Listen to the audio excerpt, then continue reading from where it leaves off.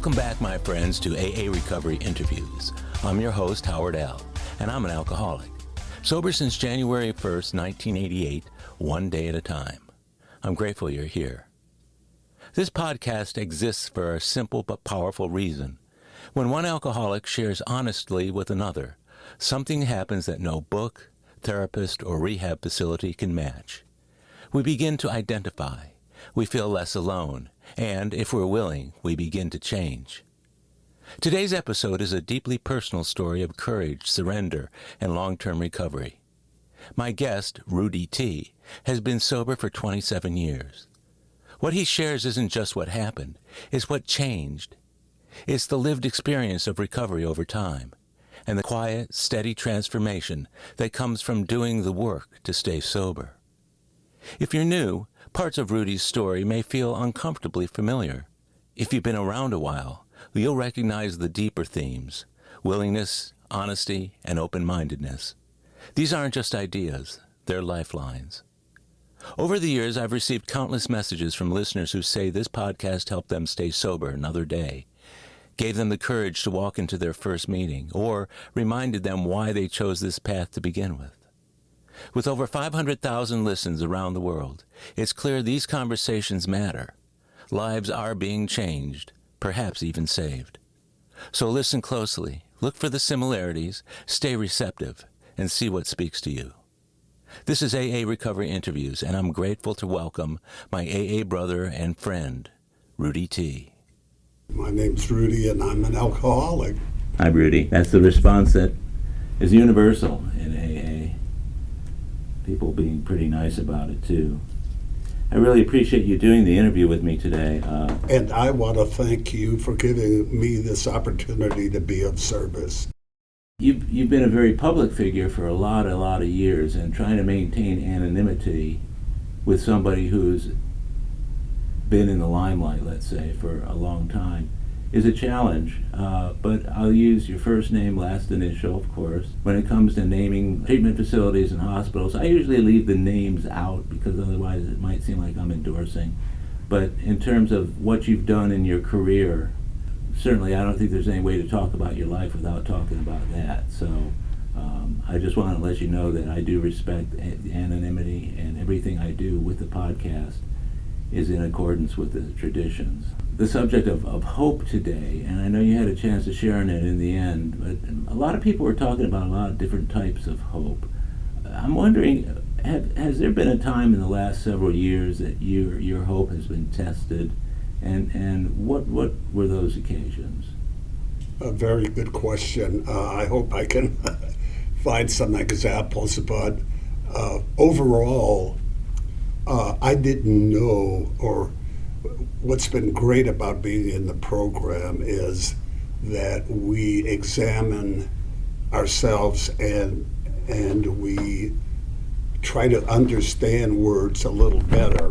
I didn't really differentiate the word hope from faith. Mm-hmm. I just put them in the same basket, and I probably didn't understand the difference, but I heard at a meeting someone said HOPE, holding on to positive energy. Mm. And when I heard that, I says, boy, that really helps me, because that's, the thing I had the most hope for was to one day be a professional athlete. Mm-hmm. And in my mind, when I daydreamed, I saw myself being very successful. Mm-hmm. In the movie that goes through our minds. The other things, assignments in school or things I had to do, I did not look at those things like I was going to be successful. I always had that doubt that I hope I don't screw this up, or I hope I don't embarrass myself. And what would they say? That was a big one. What would people say about you if you showed nervousness or things like that was a big deal. And you know, when I got in the program, I heard things like, "What other people think about you is none of your damn business." Yeah, wouldn't that have been a great message to get when we were small kids? Oh, absolutely. You know, I don't know about you, but when I was growing up, there was so much negative energy around my environment. I mean, my parents, the home I was in, and my siblings, that you know, to even believe that there was a thing called hope was hopeless. It's kind of interesting. What was your background when it comes to things like hope and how you were raised? Well, I am Croatian. Croatian is a branch of being a Yugoslavia, and they cut that country up. And the city I grew up in is famous for its Polish influence. It's called Hamtramck, Michigan. It is 1 or 2 square miles surrounded by Detroit. And all the best sausage in the world is made there. In fact, when we were kids, we would take a field trip to the sausage factory, and they said, you know, if you really do good in school, one day you can be a sausage stuffer. Sausage stuffer. And an aspiration. Yeah. And but I was this different thing. And the other good percentage of the population was black. And I had both Polish and black friends, but I was this strange thing, a Croatian. And there were only my sister and I, and then I had one first cousin. And so we didn't have a lot of tradition or things like that. So I felt like an outsider to other people. I didn't know much about the history of Croatians and the Serbians. What I did hear is they didn't get along. And I have asked people, what exactly was it? And no one can come up with an answer. It's just, we just learned to hate them. And I could imagine what's gone on there, because resentment is our biggest killer, being alcoholics. So those alcoholics there had plenty of things. It was just drummed into them. You have to hate those people. Right, and it's tough to know where those messages come from otherwise. You mentioned just a few minutes ago that you, growing up as a kid, had some feelings of not belonging, and because of where you were living, Polish and black, and you were from a Croatian background, that you felt left out and that sort of thing. Can you tell me what that was like when you were a kid? Well, it was an uneasy feeling. There was, I was always uncomfortable. Really? And except when I really got to know somebody. I was quiet. My parents were not educated. My father had a 2nd grade education. My mother, who was the brains of the operation, had a 6th grade education. They both, somewhere in their early adulthood, were treated with electric shock treatment for anxiety or whatever. Depression. They were very, the one thing is that I knew that they loved me, and my father couldn't express it very much. My mother could. But I would hear things like, well, we can't do that, or if we did do something, they would say, for us, that's good, meaning take mediocre situations, that's perfect for us. It wasn't strive to get more. In fact, my mother, because of this fear, once saw me playing basketball, and she says, why do you have to be in there battling around and mixing up with all those bodies? I see players who stand on the outside and there's nobody by them. Why don't you do that? And I says, Ma, that's what I love about it, you know. the funny thing is, we didn't have anything new in our house. My father was a sanitation worker. Mm-hmm. He brought things from the alley. So every radio we had we had tape around the cord. And my mother, with a old clock radio in Hamtramck, Michigan, would tune in Cleveland, Indianapolis, Chicago, and there was so much static, but she would find it and try to listen to the game. Really? And she was such a nice person, and what they taught me is to be a good person and to be a kind person. Wow. And she said, "Rudy, they talk so bad about you. These announcers, they're mad at you. What are you doing out there?" I says, "Mom, I'm doing a good job. Yeah. I'm helping my team, but they don't like us. I was aggressive going to the boards." Yeah. But that's sort of the thing that I had to overcome. Mm-hmm. Now I was lucky. I had an uncle who he knew that we were very poor, and to get a college education, I had to keep my grades up, which I did. That was all because of that feeling I had that I didn't want to be pointed out that you didn't do good. So I strived to do very good in school to make me feel a part of. And how tall were you? I was average. I was You were just average? average or a little bit above average growing up. And I remember Sunday nights, the night before going to school, Ed Sullivan or Gunsmoke, I don't know if Gunsmoke, I think might have been on Thursday night, I think. or Saturday for something. whatever. But anyway, I know Ed Sullivan was on Sunday. I would get a panic attack. Did I have all my stuff ready for school? Did I do my homework? And I put so much pressure on myself that I did make the honor roll and these things, but it was all self-created by me. My parents loved me. They would have been happy with a C student, but I was getting A's and B's because I thought that was, I would accomplish things to fill that hole inside of me. Yeah, I get that. It sounds like you mentioned that your folks both had shock treatment. My dad had shock treatment for depression and anxiety, and he was already pretty messed up from the Second World War, but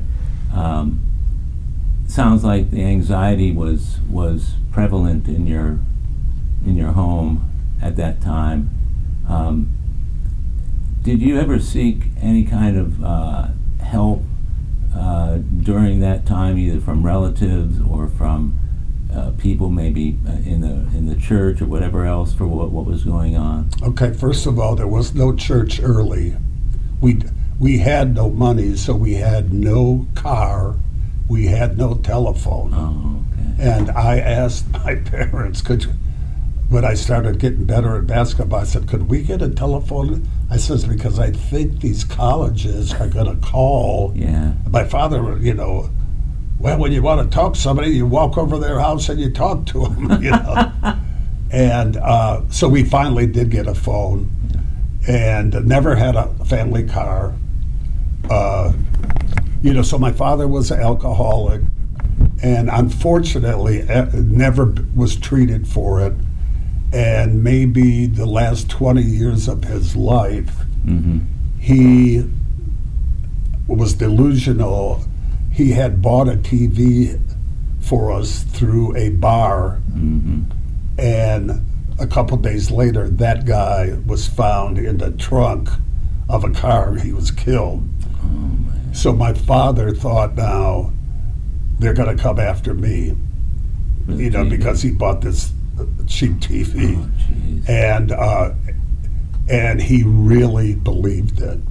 So he used to be a guy who walked from one end of the city to the other, hitting bars. In my hometown, they bragged about we had more corner bars than anywhere in the world. Oh, yeah. I think 52 bars in this square mile. I mean, at the end of every residential street was a beer garden. Beer garden. And part of growing up was, if you walk down the street, what you're usually going to see is some woman yelling at a man because he was in the bar too long. And that's what I thought relationships were. Women yelling at men, Did you ever draw the connection between the fact that the men were in the bars and coming out of the bars drunk or whatever else, that the yelling that was going on was about the fact that they were in the bar and not at home? What was your perception as a kid? Well, I was sent to the bars to go get my dad. Oh, yeah. And there was first of all, I hated that he spent our money. We needed every penny, and he spent our money on alcohol. He's basically a beer drinker, but I heard him talking to some of the older guys about drinking. He says you can't have one or two.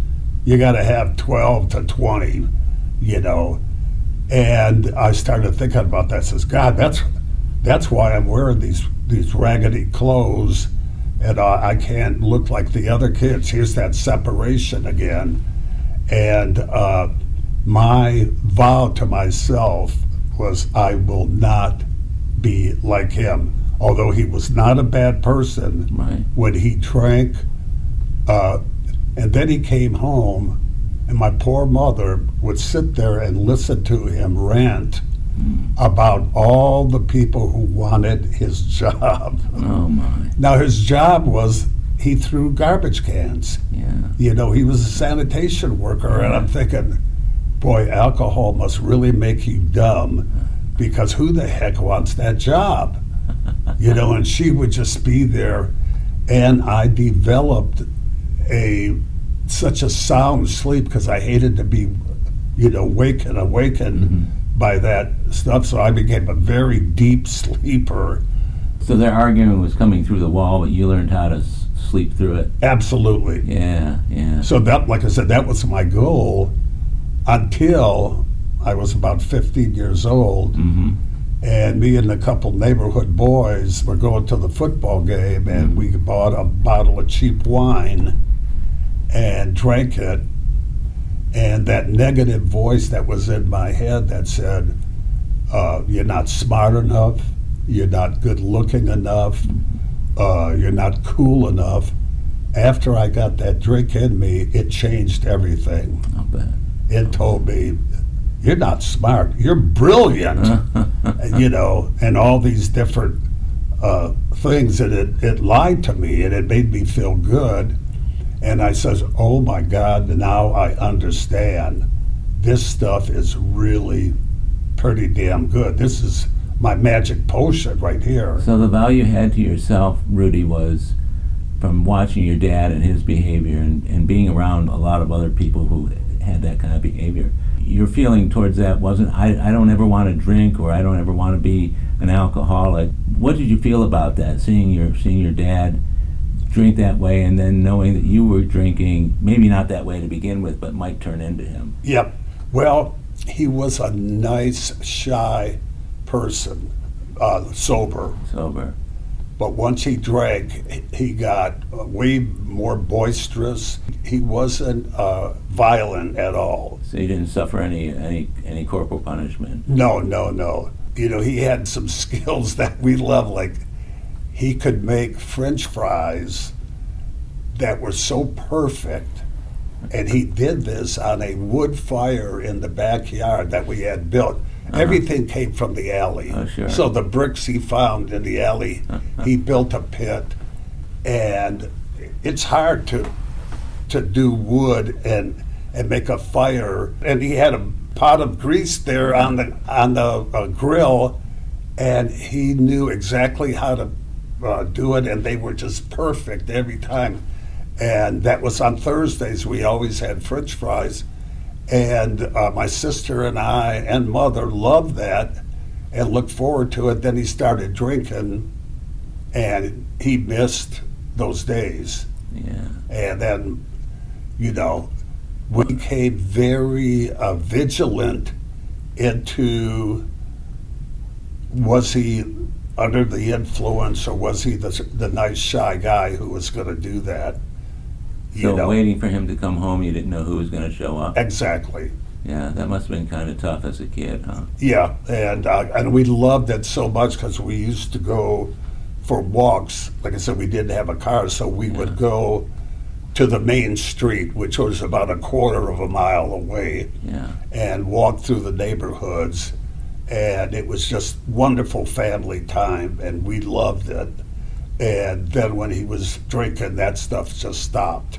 Yeah, those reminiscences, Rudy, I'll bet you've told the French fries story probably 1,000,000 times in your life, because it sounds like it was a really special thing that connected you with a family that wasn't like that when your dad was drinking. And the walks around the neighborhood were, I guess, just sublime, because you were doing it as a family and you didn't have to do it with your dad being drunk and boisterous. Yes. Did you draw the connection there, though? I mean, were you and your mother and maybe even your sister convinced that your dad ought to stop drinking, or was it ever brought up in your home? You have to understand, everybody drank. Yeah. And I hadn't heard of anybody not drinking. Mm-hmm. And then when I started drinking, the people I hung around with were hard. The young people were pretty damn hard drinkers now. Mm-hmm. One of the older black guys who was a wino, Mm-hmm. he would talk about a behavior when you drink. Mm-hmm. And he'd say, don't be one of these guys that loses his cool and starts acting, uppity, and just that, be mellow when you drink, and don't show, and that was a big thing that I did. Mm-hmm. Most people could not tell that I had been drinking, and because I was basically quiet, I didn't say a lot of stuff. Mm-hmm. I talked more, but when I did decide to get sober, some of my friends says, "What are you talking about? You don't get really drunk," and I really did, but I learned to handle it, and great volumes of alcohol. Well, it sets a new level too. If everyone around you and the whole community is drinking like that, then suddenly your drinking moves up to that level, and it's no longer considered excessive or You're absolutely right. detrimental. So when I moved down to Houston, I had some bad episodes with staying out, not coming home, and my wife said, "You need to look into this and get some help." And I thought she didn't understand that I was in a high-pressured business and all that stuff. And then I went home and for a wedding or something, and they saw the way that I drank, and they called me a wuss. And it says, "Man, what's wrong with you? Wow. Drinking beer and then later just having some shots?" And no, they had a drink there in that city called a boomba. Boomba. A boomba is like a fish bowl of beer. Uh-huh. Like you would have your goldfish in like a gallon or maybe more.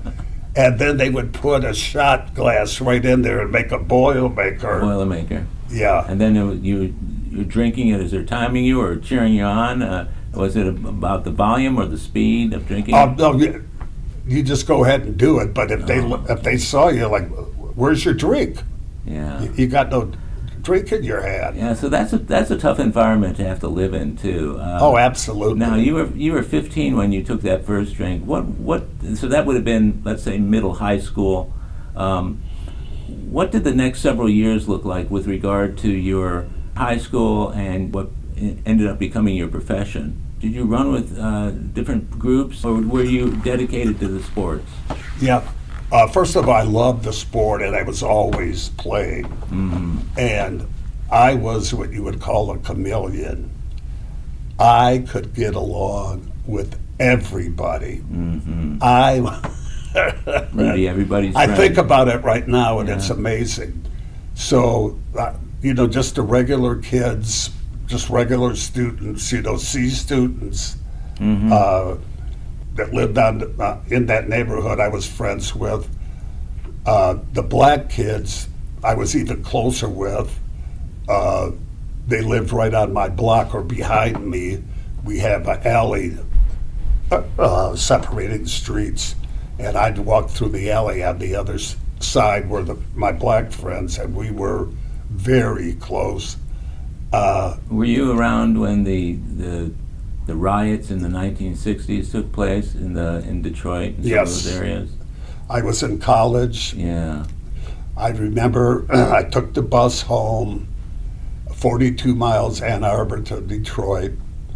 I was getting dressed to go out that night. I saw the news on TV, and they were saying this city has been stricken with a race rage. I was like, I wonder where the heck that is. And all of a sudden it says it's right here in Detroit. I couldn't believe it. Wow. So my father said, he came home, he was a worrier. Yeah. He says, Rudy, you have to be careful. You're a dead man. He says, you are a dead man. He said, if the black people see you, they're going to shoot you. If the white people see you with your black friends, they're going to shoot you. You're big, you're tall, you're going to be a trophy on their mantle. What a fear to put into... Oh yeah, but that's how he was. He worried about stuff like that. And it was crazy. It was really crazy. We had tanks and things going down the street. You could hear the gunshots at night. Really a crazy time. I'm curious, did that fear and worry kind of replicate itself in your life at any point along the way? Oh, absolutely.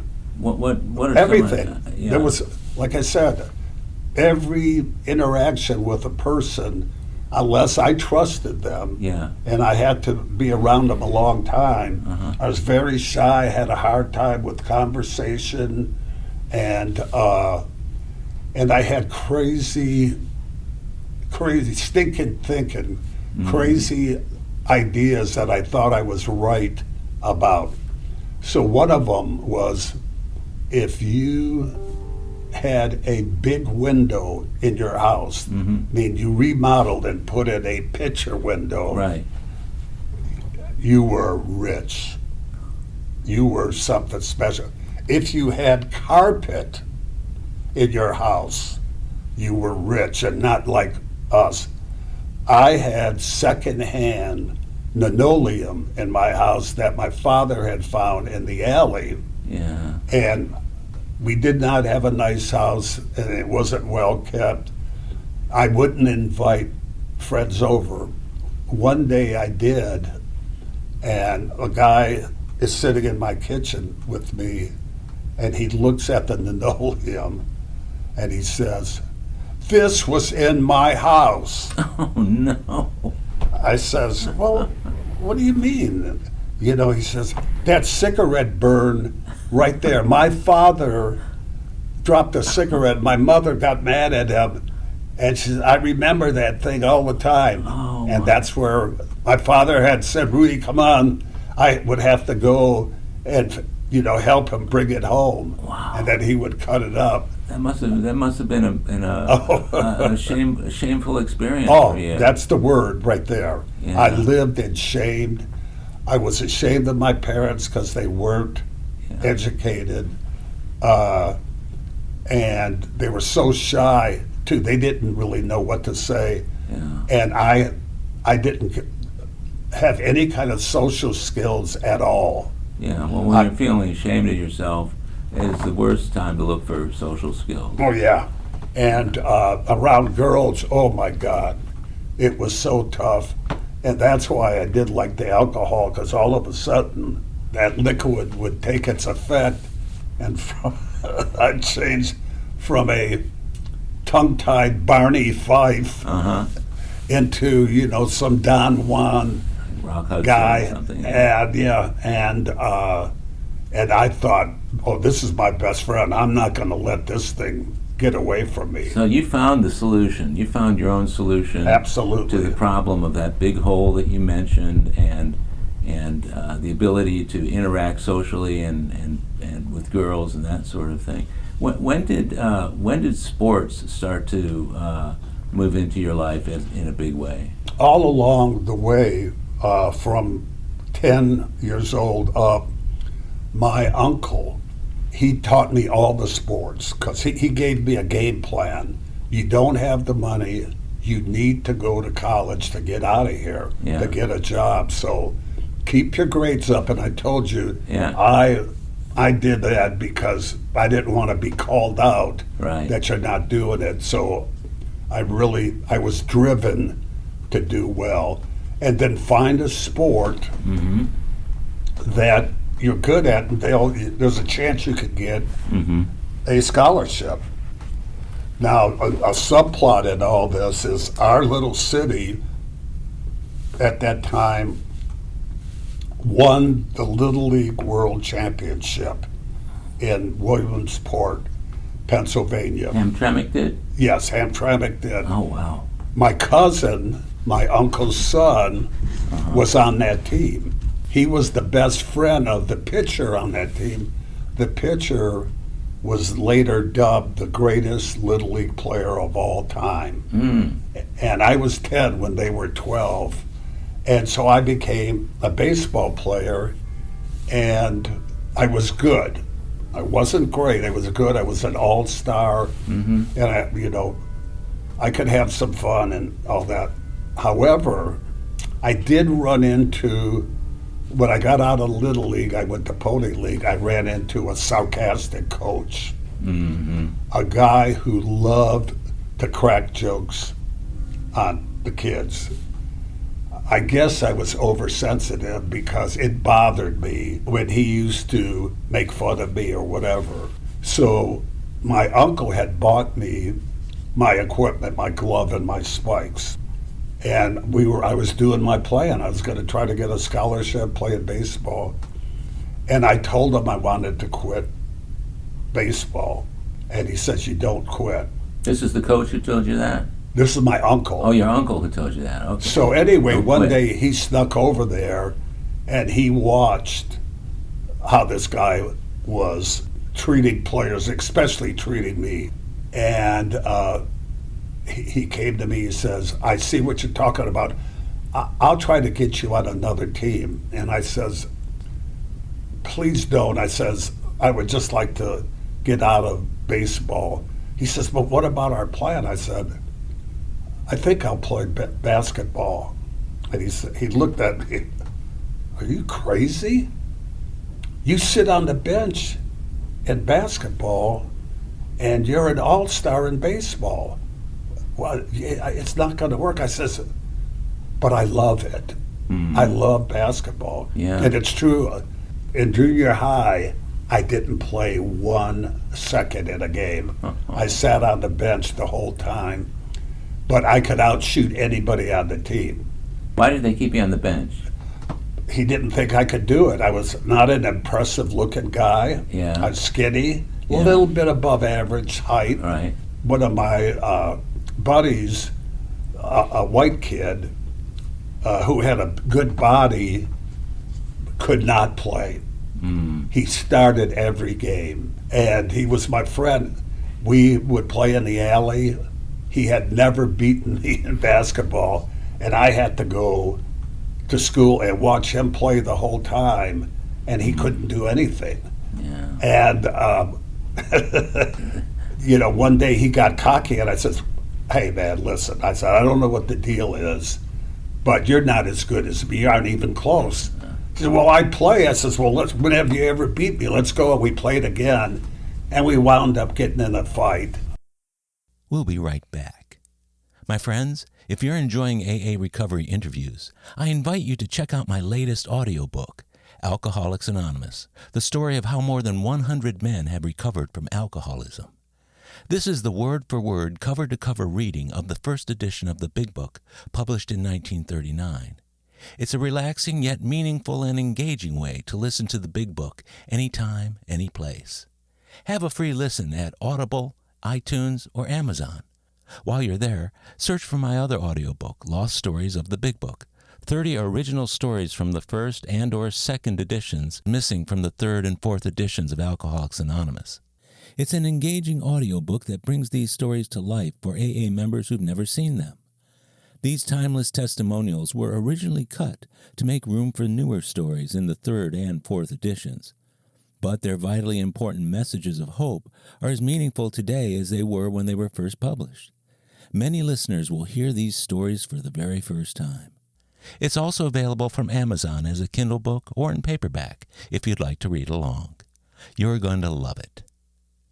And we're back. Those first forays into sports for you were kind of fraught with attention that was negatively delivered by the coach and the fact that you were not able to play.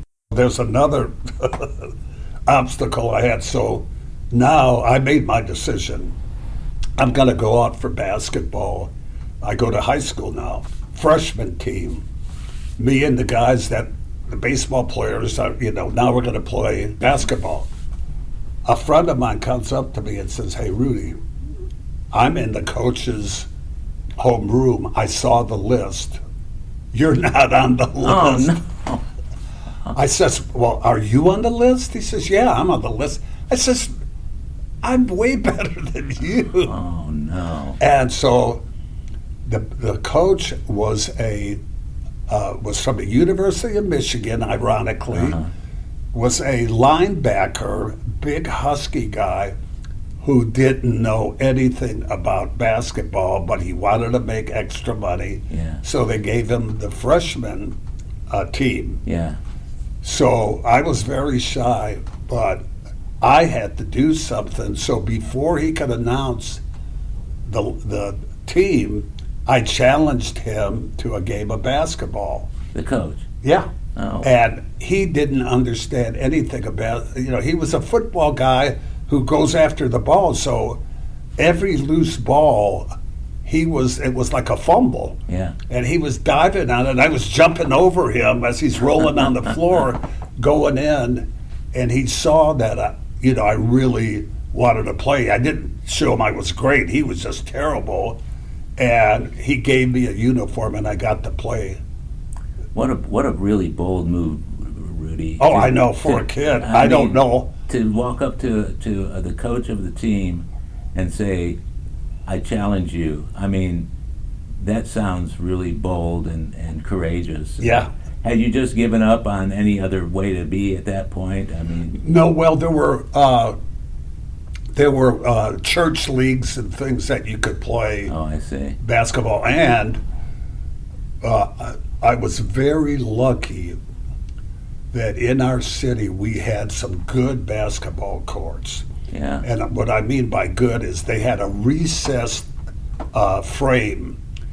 Most basketball baskets just had a straight pole, and then there was the basket. Yeah. And if you drove in, you're going to hit that pole. Yeah. Well, we had a place where the big guys liked to play, and luckily, being in that environment, I started on the bad baskets, and one day they invited me to the big basket, and I got to play. Wow. And it was like graduating. And I remember they went home, and I sat there and thought about how grateful I was that I got to play on the big court. And it was such a wonderful feeling that I just projected myself as I'm just going to keep going and getting better. And we talk about hope. It sounds like you had the hope at that point, but you also told me that you started drinking around that time and continued on. That was giving you the things that you needed to be able to fit in and socialize and everything else. To what extent was alcohol present during the years that you were playing, let's say high school, college, whatever? Where was alcohol in that picture along the way, and how did it affect your development as a player and as just a guy? I would think that it affected it a big way, but I was good. I worked very hard. Mm-hmm. I had a simple philosophy. I'm going to work harder and longer than the other guy and want it more. Mm. You know, now, I know now that that's not a great philosophy, but it's going to beat some other lazy guys. It sure will, isn't it? Yeah, what I needed is to work on the right things. Right. Well, one of the things I didn't work on was dribbling, because where I shot was in an alley and it wasn't smooth. There were potholes in the ball. I couldn't dribble. So I was a great catch and shoot I'll bet. guy. And anyway, you know, I really dedicated myself to hours and hours of doing that.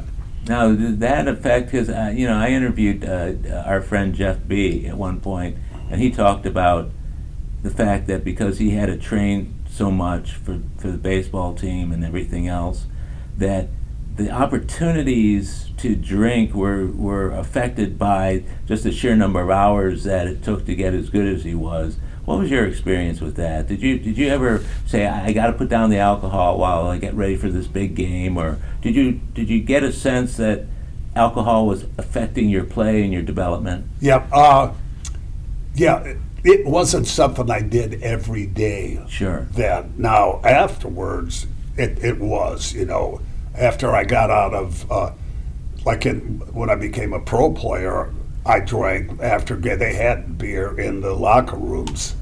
You know, Yeah. and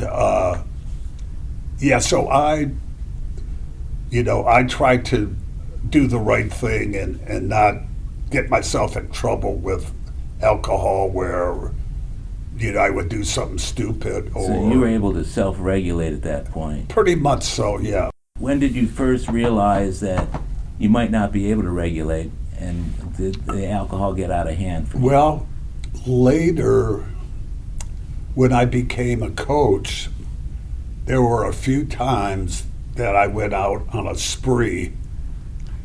Yeah, because there's actually so much more tension being a coach Yeah. than being a player. Yeah. And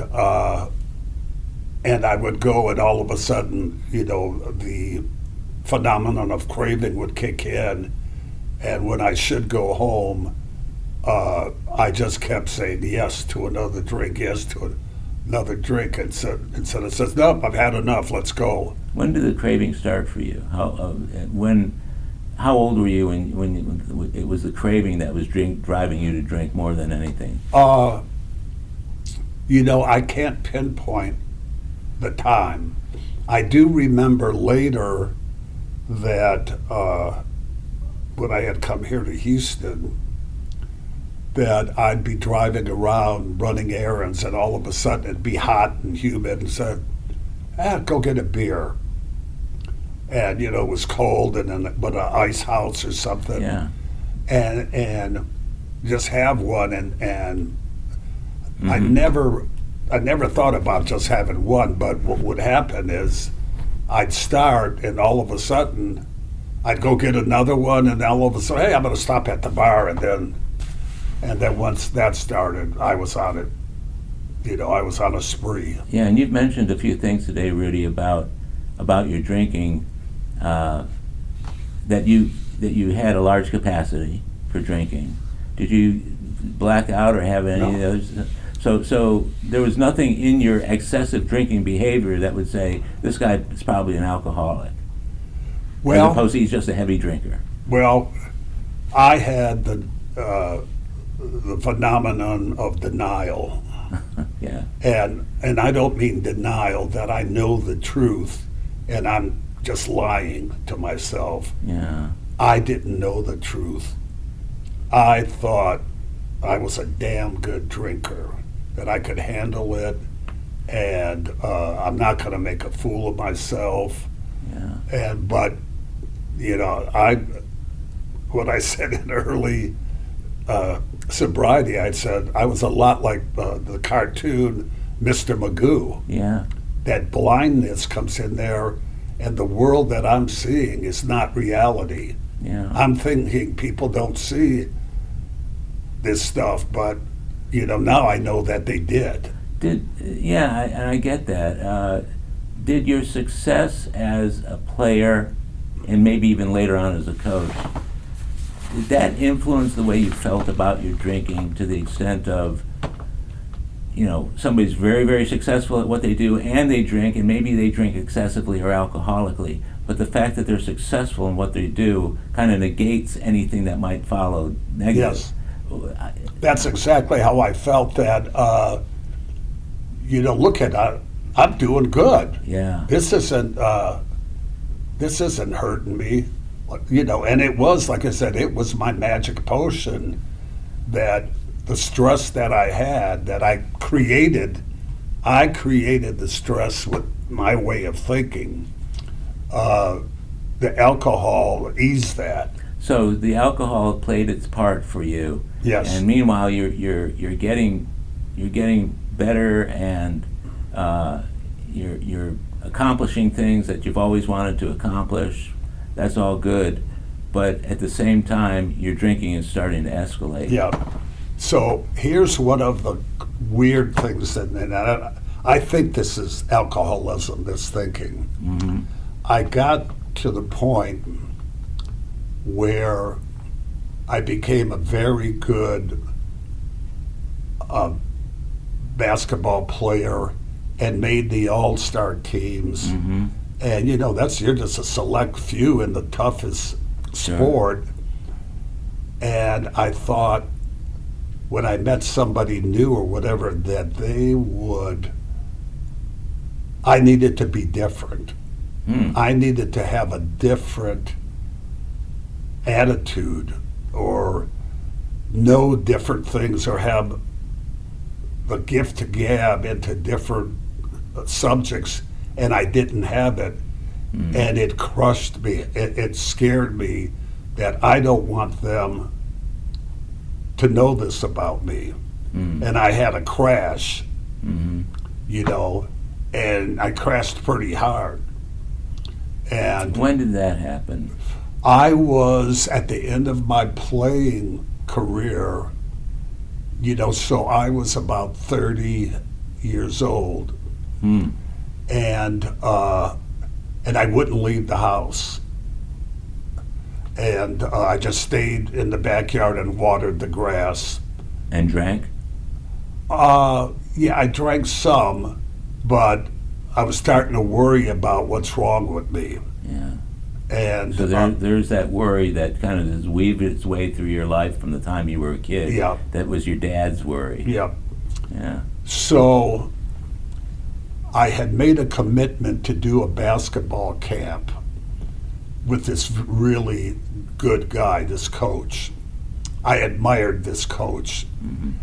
And I couldn't sleep. I was just a wreck, because I was beating myself up that I can't live up to this title of being a great player,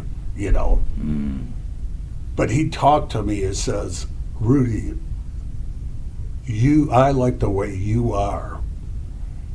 You being around these kids is exactly what they need.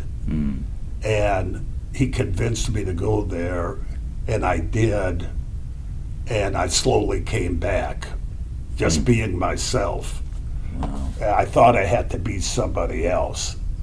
So there you were, being yourself, demonstrating yourself to a bunch of kids who are trying to emulate you, and who want to be as good of a player as it was you. like getting back into the groove.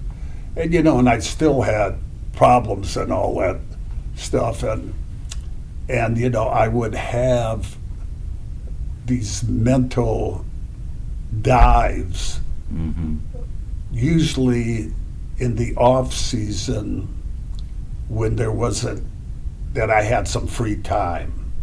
So I think back at it now, you give me some free time where my mind could be with me by itself, then it's going to create something that's going to be hurtful. Yeah. and then I started learning about, stinking thinking. And so when I went to the treatment center, I really didn't think I had a problem. Now you went to so we're fast forwarding a bit through your days as a player. How many years were you actively playing? I played 11 years in the NBA. Okay, now is it safe to say, from my perspective, I'm trying to understand this because it's such a captivating story. From my perspective, you played professionally for 11 years. You were injured, weren't you, at some point? Well, I had the punch, but that's a whole different story. That's a whole story, okay. I came back. I made the All-Star team the next year. Right. And then the next year was my last. And I had an injury. I had a calf injury that bothered me. I was in and out. Then all of a sudden, the team took off, and we upset. They called our team the Water Buffaloes. They played with two big guys. Yeah. And I just couldn't wait to get back and play with the team. And the coach told me, I'm not going to go with you. Save your energy. Oh. He says, I've made the commitment to this. And it was hard to take. That must have been crushing. It was crushing. And I pickled myself pretty good during that time. Yeah. I was drinking at that time, and being so sensitive to think, I can't believe I can't even. I've been waiting for this my whole career. Now there's a chance to be in the finals, and he's not going to play me. That's rough. What a disappointment too, especially after everything that you had been through. But was that an open invitation then at that point to just throw caution to the wind and drink as much as you wanted? Well, like I said, I think there was only one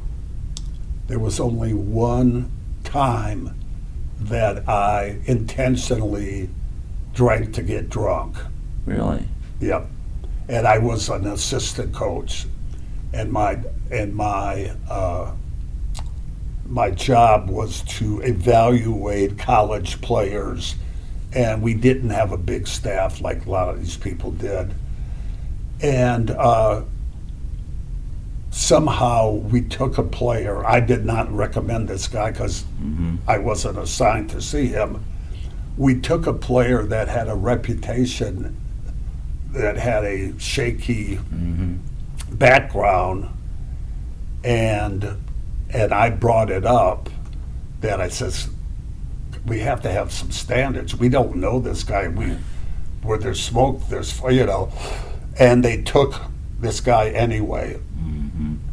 So that night I was really disappointed that I did all this work, and why wouldn't they listen to me? So I went out and I got pretty tore up. And, that's the only time I had, I don't even know if it was a blackout, but. That whole story right there, that entire part of your story is, I find very interesting that you never set out to get drunk when you drank. Oh, yeah. But wasn't there some self-knowledge that you were indeed doing something, that drinking was going to get you drunk? Yeah, but I didn't feel, I felt that I could handle that. Yeah, so it was. That was just life. Yeah.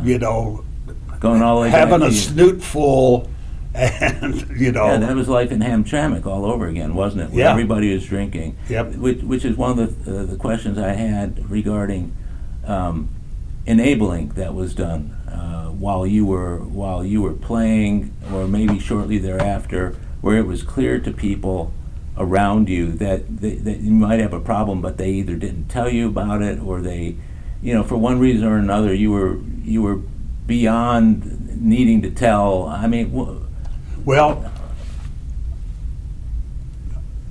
all the people I was with, they felt I was handling it well. So nobody said anything to you about it, huh? No, except my family. Yeah. What did they say? You got to get help, man. Yeah. You know, because they saw the guy moaning the next morning. Yeah. And, you got to get up and you got to,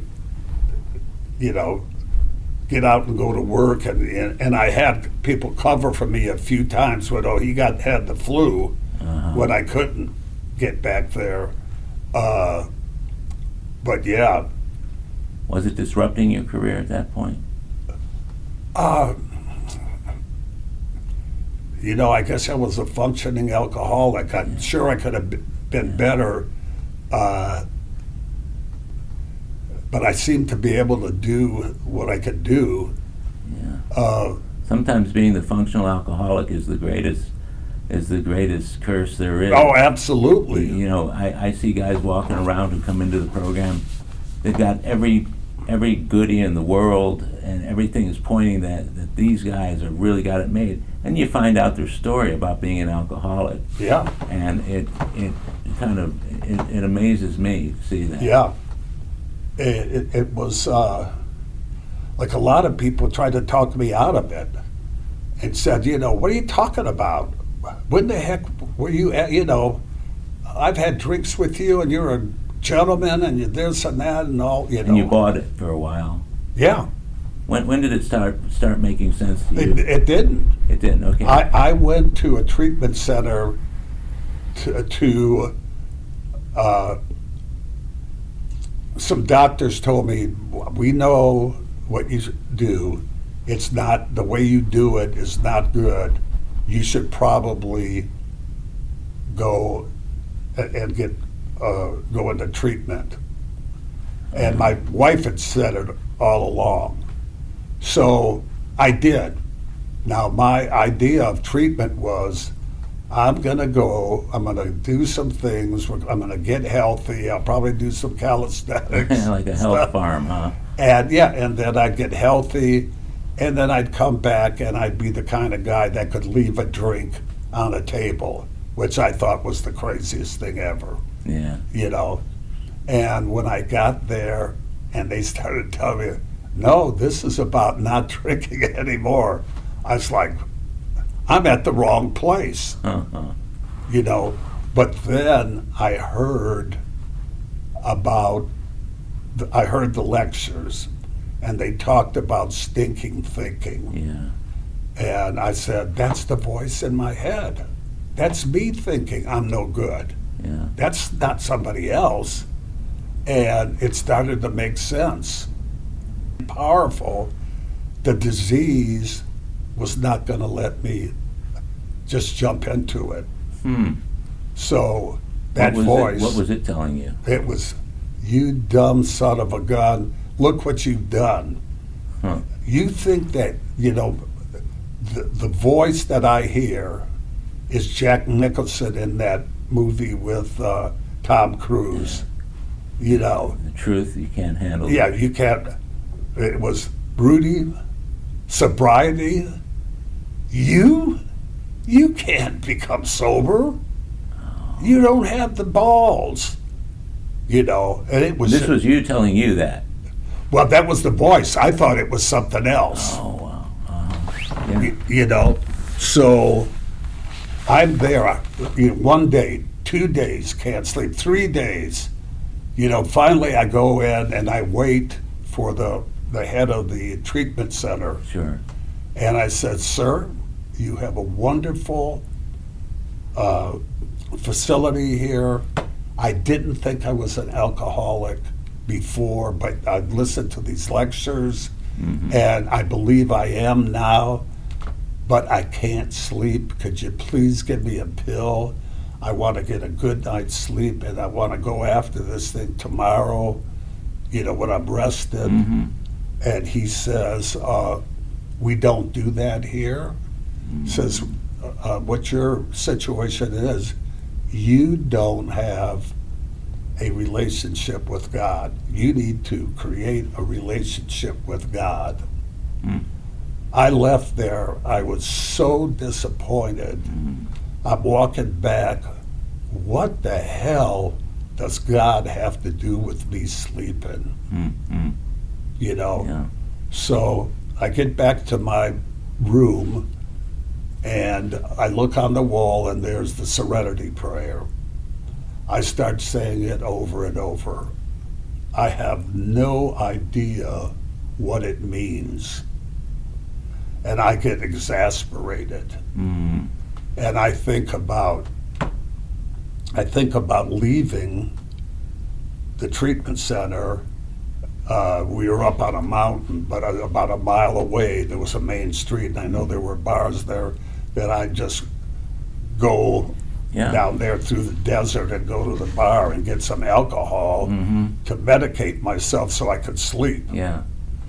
But as I walked around this treatment center, I saw rattlesnakes, I saw coyotes, I saw tarantulas. Lots of reasons not to leave. And me being a city boy, Oh, yeah. I said, I can't do that. And then I got a really bad thought. I said, if I jump through this window and hurt myself, they will have to come and medicate me. Mm. And I said, you're losing your mind. And I just fell on my knees and I just asked God, please come and help me. I can't do this by myself. It wasn't a memorized thing. It was just, I surrender. I can't do this. And, those days, the tension in my body for those days not sleeping, all of a sudden, I got this vision of like a warm white blanket coming over me. It's like God's love and making me feel warm and secure. And I'm there, and all of a sudden, it's like this stuff started flying out of me, all this tension, all my worries. I didn't have to think about anything anymore. And that was my first surrender. What a beautiful story. I mean, to the falling on the knees, the asking for help. Oh, absolutely. What a great way to begin the journey. Yeah, it was a burning bush incident. Yeah. Now let me tell you. So I made it through there, and then I came back and I went into aftercare. I was seeing a psychiatrist once a week. I was going to one meeting a week that was created for me. My wife at the time did not think it would be wise for me to be out in public or the general public. in the meetings. Yeah. So I did that for her, and this whole thing about that surrender. Right. I thought I did it, and you're clear for life. Yeah. No need to do anything else. Yeah. Huh? So the thought was, you accomplished everything you needed at the treatment center. You came back. You went from the treatment center to aftercare. Would you spend 6, 7, 8 weeks in aftercare? Yeah, something like that. So what I asked about earlier, Rudy, and the question about how being a sports celebrity, a well-known figure in the community, et cetera, it shielded you from some things, but it also became the greatest obstacle to other things, like being able to go to just an average AA meeting. They had to create something for you, so that people wouldn't be coming up to you and saying, "Oh, Rudy, and want to talk basketball to you," when you needed to hear about recovery. That's what's been so great about seeing you in meetings, and some of the other people, like our friend John L., coming to regular meetings. What was the next step, and how long did you stay active, and what moved you from seeing a psychiatrist once a week to becoming a regular member, the middle of the herd in AA? Yeah. Well, Rudy's program is what I called this, was that meeting, going to church, two churches on Sunday, cut the end of one off and drive across town and jump in the other one while it's still going. Double your chances. Yeah, but I didn't do the steps.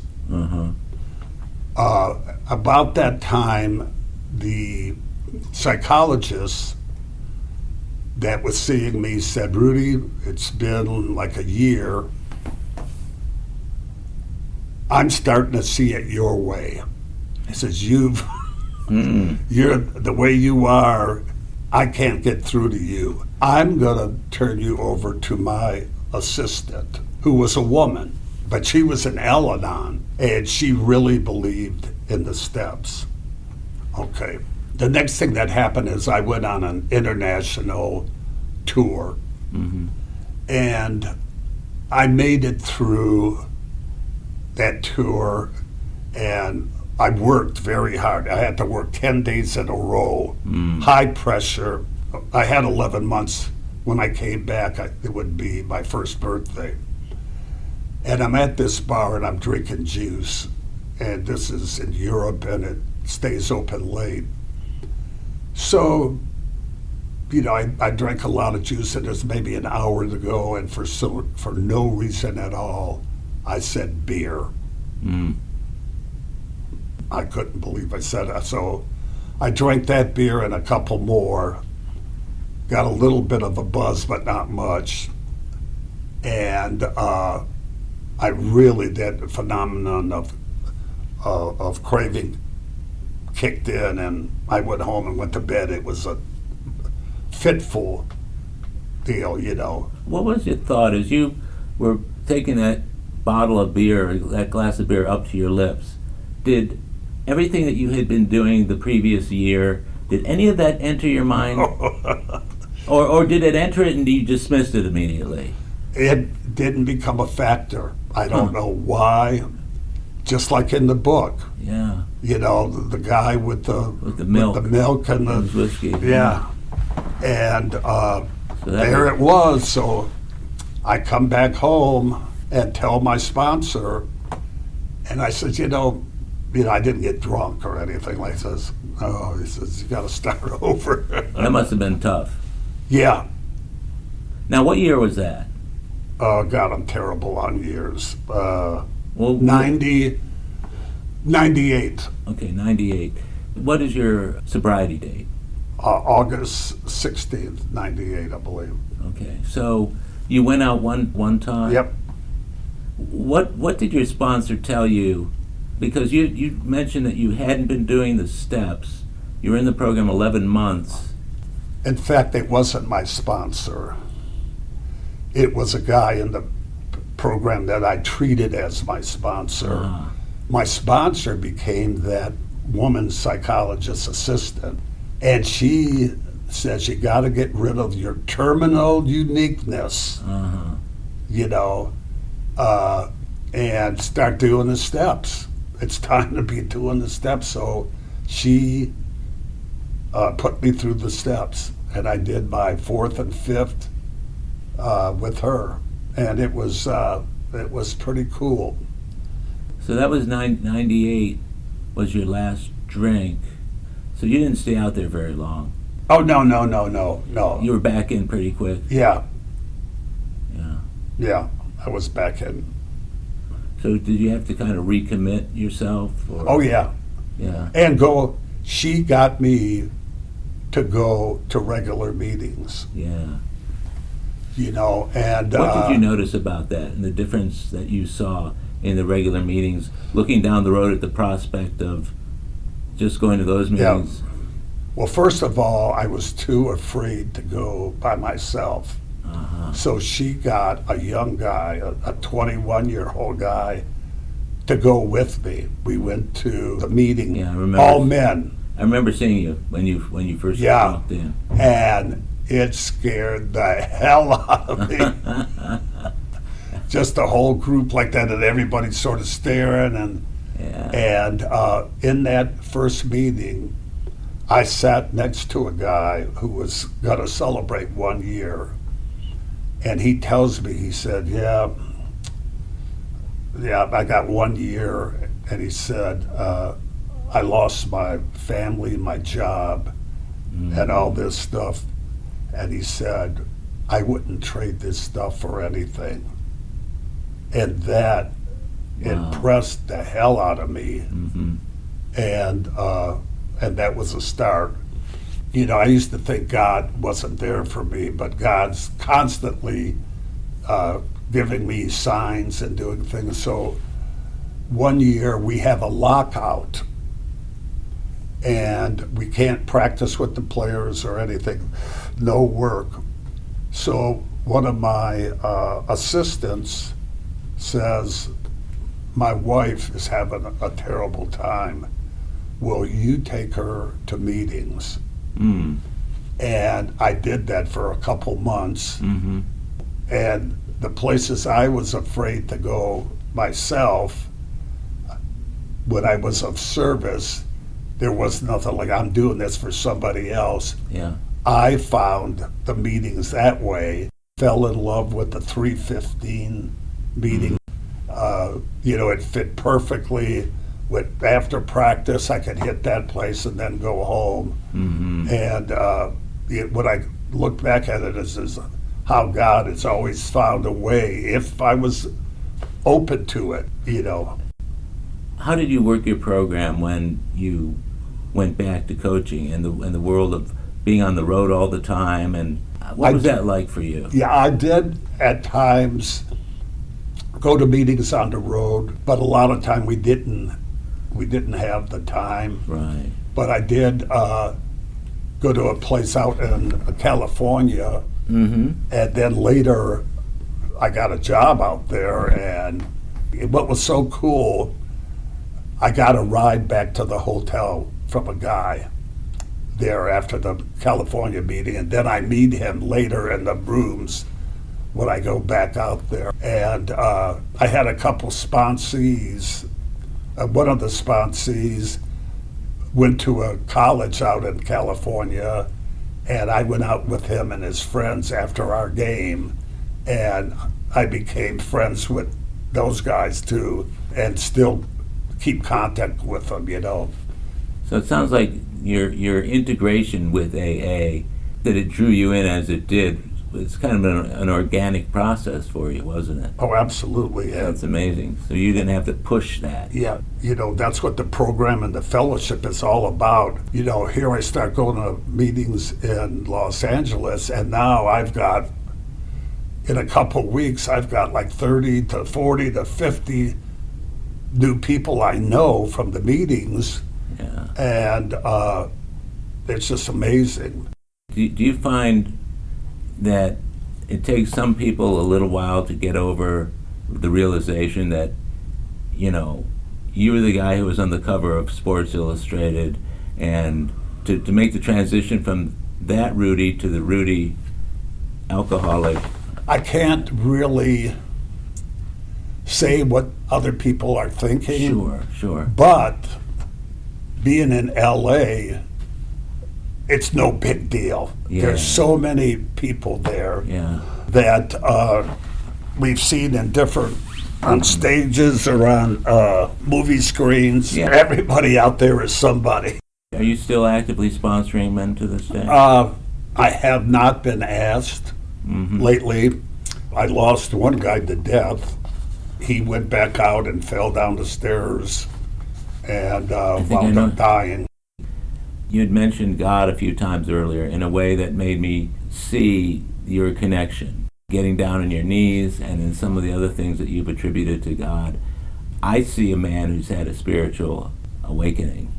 Watching you as a man in the rooms, I can usually tell, because of the way he just carries himself, whether or not he's struggling with that or whether or not he's comfortable with it. And you seem pretty comfortable about your relationship with God. Well, it's an interesting story. When that head of the rehab said, get a relationship with God, I thought about what my relationship with God was like.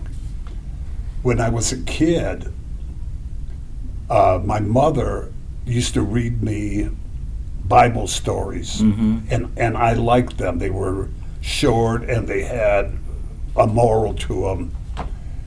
And then she said, do you want to continue? And she said, I think it would be good. So I went to public school, and they offered catechism after school.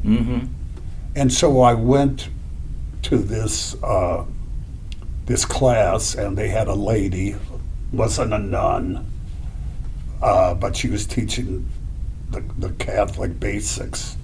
She'd ask questions, and she asked me if I went to church, and I said no. And she says, why? I says, because we don't have a car, and I don't know if my father believes it or whatever. And anyway, it became a thing where she would always get on me.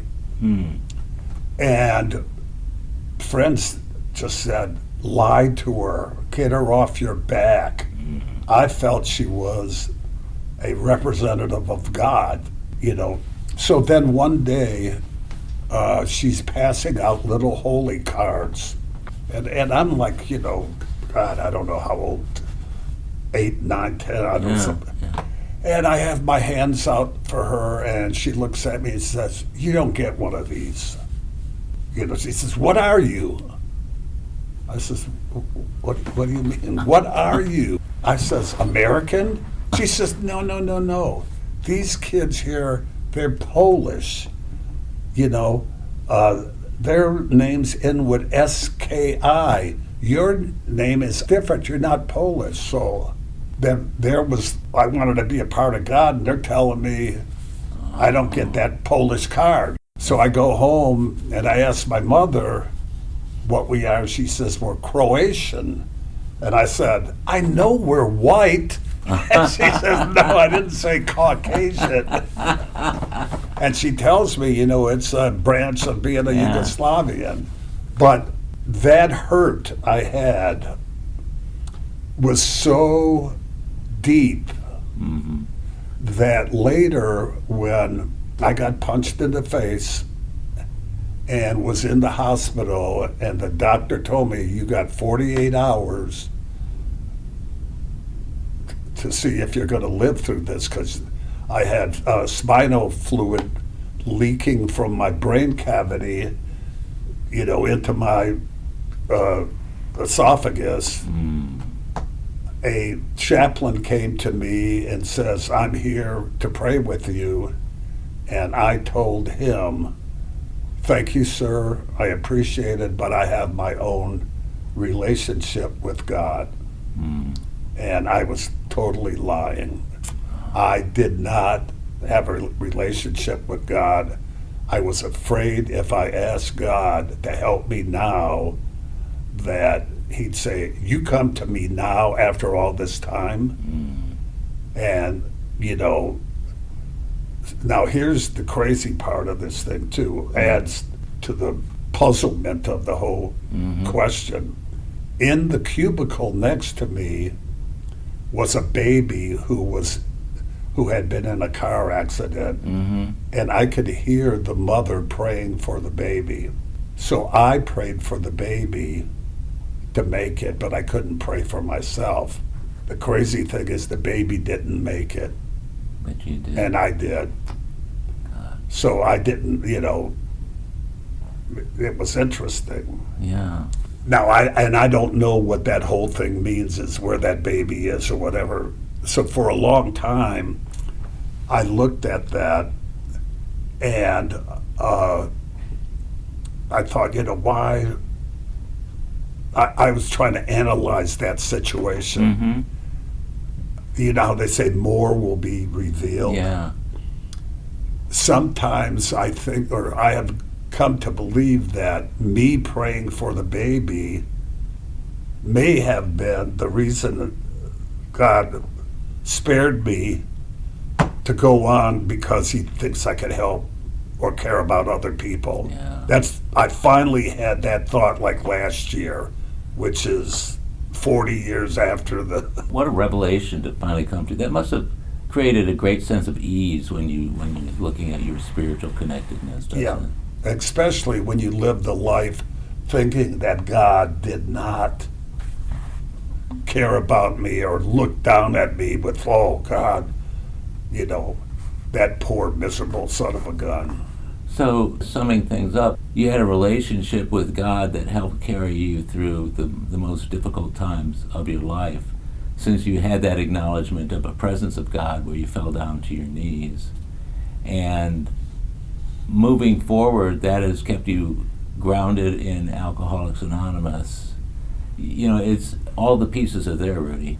You and I kind of connected pretty closely on the health things that we both were going through. Me, when I had the bladder cancer, and you had some health issues as well that were pretty serious. What is the state of all that for you right now, and how did you find that your program helped you get through that? Thankfully, everything looks good as far as the cancer situation. I have some other health deals that are, I think, part of just getting older, and I've been trying to stay on top of those. I have an interesting story about, and I call this a God thing. I was out in California, and I was in a coffee shop and had made my order. I'm standing in line with a guy, we're waiting, and this guy had a whole bunch of credentials on his chest, and he's smiling, he's feeling good, and he just starts talking to me, and he says, boy, it's a good day. He says, I'm a scientist that studies cancer, and I found that it's amazing how people heal when they have a positive attitude. Well, I was going through, my cancer had come back, and I was going through treatment there. To get that God shot there, that advice from a guy who's on top of it, hit me, and I tried to, I told you I had a history of being a worrier. Yeah. Well, worry, we could hear it in some other spiritual text about how the worry doesn't do you any good, and I have tried to, through meditation and things like that, through hope, as we talked about, holding on to positive energy. I really believe that positive energy heals us, keeps us next to God. And in fact, I have had people who have called me about dealing with treatment for these health deals, and I always give them that revelation that happened to me. And one guy who was supposed to be gone calls me all the time, and he says, that's exactly what I did. I stayed positive, and it's unbelievable. So, and I think that's God. I think that's being connected. When we don't have all these, we're not against the current. We're floating with it, Right. You go with the flow. Yep. That's a good slogan for AA in general. Thank you for sitting down with me and putting this out there. There are so many salient parts of your program that I think are going to give people who are maybe on the edge of the program or the outskirts of the program some encouragement, some inspiration to step inside a little bit further, even if it's a couple steps in. It's something that has come through years of practicing the program, which, I've seen you in meetings for years, and I know you work a good program, and you got a good sponsor, and you're doing everything that you need to do, and that's what's wonderful about sitting down and doing these things, because the guy out on the street listening to it, he's not going to hear anything contradictory in what you said today to implicate AA as not being as effective as it really is. And so that's why when it comes to thinking about things even like the physical illnesses that you and I both had, somewhat at the same time, to know that the same solution is there for both of us, and that's a relationship with a higher power. I think it's just beautiful, and I want to thank you for doing this, and wish you many, many years of contented sobriety and good health, because, man, you deserve it. And I'll let you know when this is released, but I think it's going to be one of my favorites. So, thank you, Howard. I appreciate having a opportunity to be of service, because it's a subtle thing. You can't just go out and jump in people's faces. You can. And when these opportunities come, I just feel very grateful. Well, that's great. I appreciate that. So, again, thanks, Rudy. Thank you, Howard. Well, my friends, that's it for today's episode of AA Recovery Interviews. Thank you for tuning in. If you've enjoyed the interviews in this podcast series, will you do a little service work by spreading the word about this rich and meaningful listening experience? This show is another helping hand of AA we can all extend to alcoholics everywhere. AA Recovery Interviews is available on Apple Podcasts, Spotify, YouTube Music, and all other podcast providers. Or visit our website, aarecoveryinterviews.com, where you can listen to every episode of AA Recovery Interviews. If you want to contact me directly with any comments or suggestions, simply email Howard at aarecoveryinterviews.com. Please also take a minute to leave a rating and review on Apple Podcasts. By the way, this podcast strictly adheres to AA's 12 traditions and all General Service Office guidelines for safeguarding anonymity online. I pay all production costs, and no one receives financial gain from the show. AA Recovery Interviews and my guests do not speak for or represent AA at large. This podcast is simply my way of giving back to AA that which has been so freely given to me. The next episode of AA Recovery Interviews is on the way, so keep coming back. It'll be here soon.